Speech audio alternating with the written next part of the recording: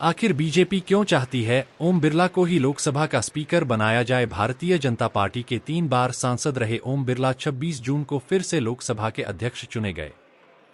राष्ट्रीय जनतांत्रिक गठबंधन (एनडीए) के उम्मीदवार बिरला ने विपक्षी दल इंडिया ब्लॉक के उम्मीदवार के सुरेश को ध्वनि मत से हराया। 1985 में बलराम जाखड़ के बाद ओम बिरला 2 पूर्ण कार्यकाल पाने वाले एकमात्र लोकसभा अध्यक्ष हैं।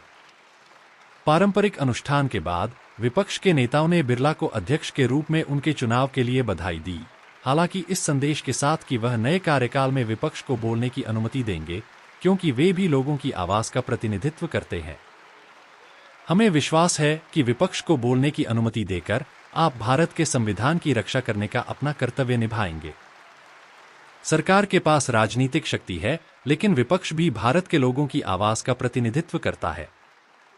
राहुल गांधी ने कहा कि यह बहुत महत्वपूर्ण है कि विपक्ष की आवाज को इस सदन में प्रतिनिधित्व करने दिया जाए। विपक्षी सांसदों ने बिरला को पिछली लोकसभा में एक दिन में 150 विपक्षी सदस्यों को निलंबित किए जाने के मुद्दे की याद दिलाई और उनसे सदन में विपक्ष की आवाज को सुनने का आग्रह किया। उन्होंने कहा कि बहुत कुछ किया गया है। 5 साल में आपने बहुत अच्छा काम किया है, लेकिन जब मेरे 150 साथियों को निलंबित किया गया तो हम सभी दुखी हुए। इसलिए यह देखने का प्रयास होना चाहिए कि आप अगले 5 वर्षों में निलंबन के बारे में न सोचें। एनसीपी-एससीपी सांसद सुप्रिया सुले ने बिरला को बधाई देते हुए कहा, हम हमेशा बातचीत के लिए तैयार हैं। हालांकि एनडीए सत्तारूढ़ गठबंधन है, लेकिन भाजपा पिछले 2 कार्यकालों के विपरीत लोकसभा में अपने दम पर साधारण बहुमत हासिल नहीं कर सकी। जैसा कि स्थिति है, संख्या स्पष्ट रूप से एनडीए उम्मीदवार ओम बिरला के पक्ष में थी। विपक्षी भारतीय ब्लॉक में कम से कम 236 सांसद हैं और उन्हें छोटे दलों और कुछ और निर्दलीयों से समर्थन की उम्मीद है। संख्या स्पष्ट रूप से संकेत देती है कि 18वीं लोकसभा में पिछली 2 लोकसभाओं की तुलना में अधिक टकराव देखने को मिलेगा।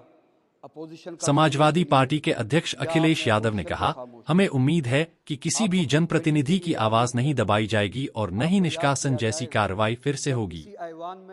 आपका नियंत्रण विपक्ष पर है, लेकिन यह सत्ता पक्ष पर भी होना चाहिए।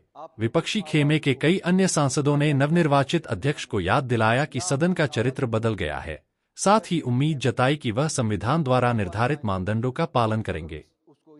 एआईएमआईएम नेता और हैदराबाद के सांसद असदुद्दीन ओवैसी ने कहा, आप सदन के संरक्षक हैं। इस सदन का चरित्र बदल गया है। सत्तारूढ़ पार्टी भाजपा के पास बहुमत नहीं है।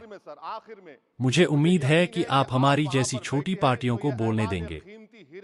मुझे यह भी उम्मीद है कि सरकार आप पर ज्यादा बोझ नहीं डालेगी और एक डिप्टी स्पीकर नियुक्त करेगी। श्रीनगर से नेशनल कॉन्फ्रेंस के सांसद आगा सैयद रूहुल्लाह मेहदी ने पूर्व भाजपा सांसद रमेश बिधूड़ी द्वारा तत्कालीन बसपा सांसद दानिश अली के खिलाफ सांप्रदायिक नामपुकार और अभद्र भाषा का इस्तेमाल जैसी घटनाओं को याद किया, जो 18वीं लोकसभा में दोहराई नहीं गई। एक अध्यक्ष के रूप में आप न तो भाजपा से संबंधित हैं और न ही आप कांग्रेस से संबंधित हैं। आपकी एकमात्र पार्टी भारत का संविधान है। मुझे उम्मीद है कि आप भारत के संविधान की रक्षा करेंगे। मुझे उम्मीद है कि पिछली घटनाओं की तरह एक निर्वाचित सांसद को आतंकवादी कहे जाने जैसी घटनाएं दोहराई नहीं जाएंगी, मेहदी ने कहा। मेहदी के जवाब में स्पीकर बिरला ने कहा कि श्रीनगर के सांसद को टिप्पणी करने से पहले कार्यकाल शुरू होने देना चाहिए। उन्होंने विपक्षी सांसदों से आग्रह किया कि वे उनके पिछले कार्यकालों पर टिप्पणी करने से बचें, क्योंकि सदन में आज का दिन अच्छा था।